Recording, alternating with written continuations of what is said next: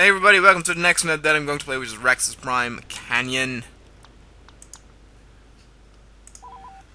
Part of the Dark Times map pack. If you look at the map, there's one thing that is very clear. It is a lane-based, single lane-based focused map. We've had maps like this before. This obviously takes advantage of cover from the garbage that's lying around.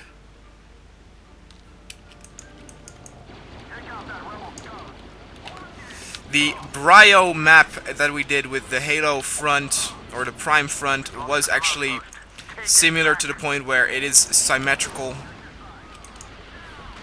due to the spawning.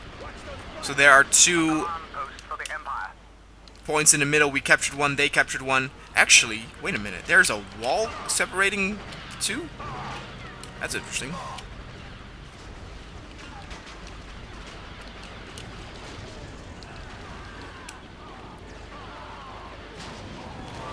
So I might be wrong, it might actually turn into a two-lane battle. Oh, look at that, it does! That is interesting, that actually brings a lot of strategy with it. See, what I first thought is that both are in the middle, so you have a huge sort of skirmish in the middle, trying to fight each other, die instantly, to try and capture that second outpost that you can spawn in and actually do a full battering ram sort of move.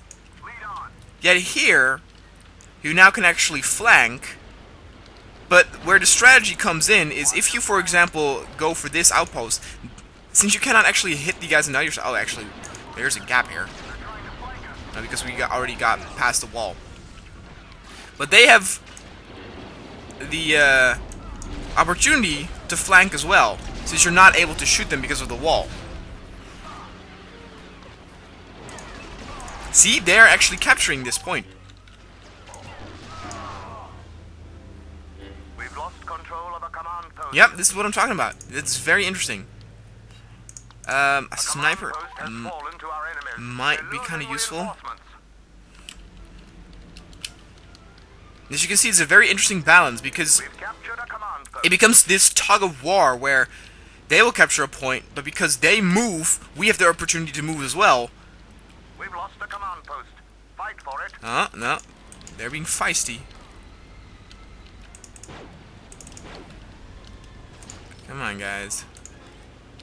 Obviously, hero units will be very important here, since they will be able to cross that lane very quickly.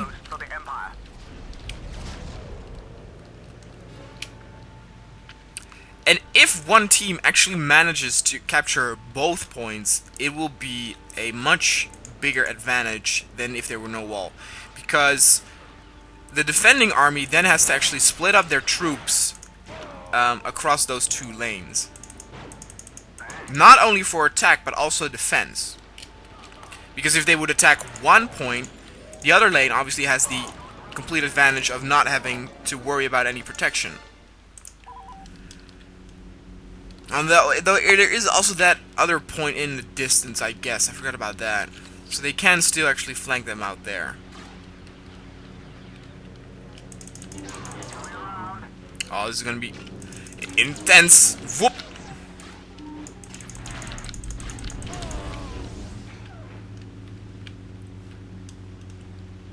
Also, if we capture this, they are actually pretty much boned, because they are cut off from each other.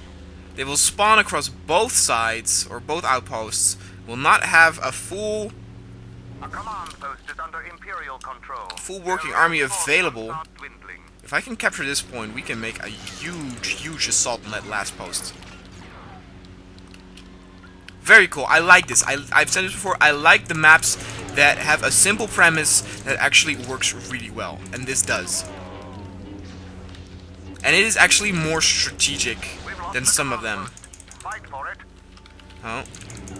What the hell? How much HP does this dude have? A command post has fallen to our enemies. Okay, well that's fine too, because now it happens what I was talking about. So now they have to actually split up. A command post is no longer under Empire control. Oh, Well, they're doing a pretty good goddamn job to actually kick our ass. A command post has fallen to our enemies. Obviously, the action will be now more intense since they all spawn in the same area. That's always what you get when only like 1 or 2 outposts are left. It's something that I always like. The balance is pretty much gone by that time, so that might be a thing that some people won't like, but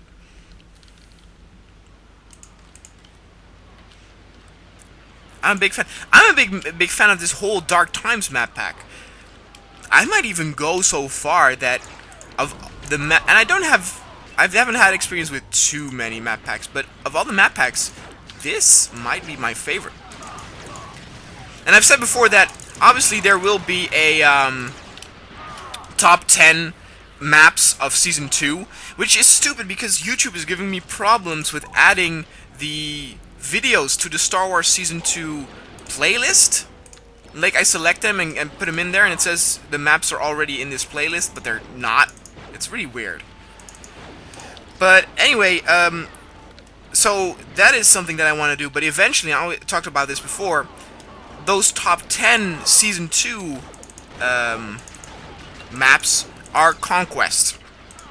And I want to do sort of a best maps compilation where I do it in categories. So, best overall total conversion, best space map, best conquest map, best vehicle map or whatever, you know, things like that. Best map pack. I have different categories. That is gonna be really cool.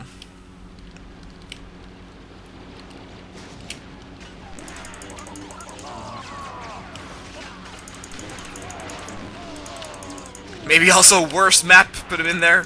I don't know.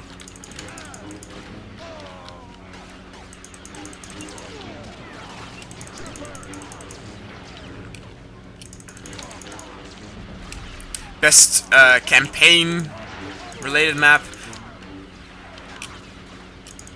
Nothing can stop the Empire. Because that's why, for example, Designated Days wasn't in there, because Designated Days is objective based, and so it's not eligible for my top 10s when it comes to the Conquest.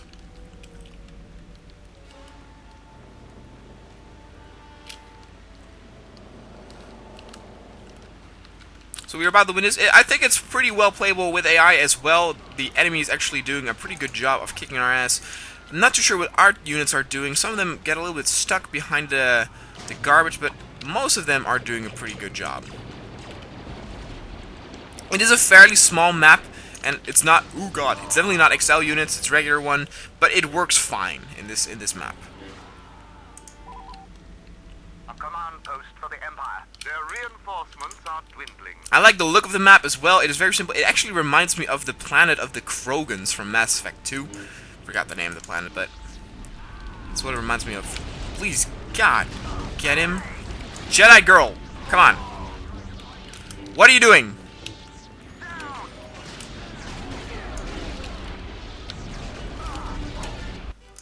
Alright guys, that was it. Don't forget to check me on Twitter, same name as my YouTube channel, to stay on top of Battlefront news or news on my channel. Download link will be in the description down below, and I will see you guys next time.